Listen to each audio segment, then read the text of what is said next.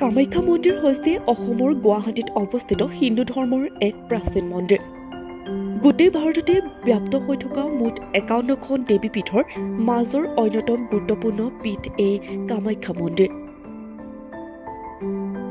নীলাচল পাহাৰত অৱস্থিত কামাখ্যা দেৱীৰ এই মন্দিৰকে অসমৰ সবাতোতকৈ প্ৰসিদ্ধ আৰু প্ৰভাৱশালী মন্দিৰ বুলি ভবা হয়।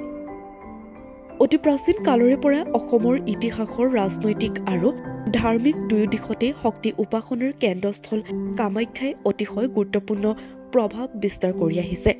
কামাখ্যা মন্দিৰৰ নিৰ্মাণকৰ্তা হিচাপে প্ৰবাদ অনুসৰি নৰকাসুৰ আৰু ইতিহাস অনুসৰি কোচ নৃপতি মহাৰাজ বিশ্বসিংহ তেওঁৰ পুত্ৰ নৰনাৰায়ণ আৰু চিলাৰায়ৰ কথা জনা যায়।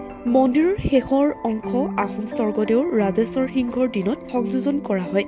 ইয়াত আহোম ড্ৰেগন ইংআও খামৰ ভাস্কৰ্যও দেখা যায়।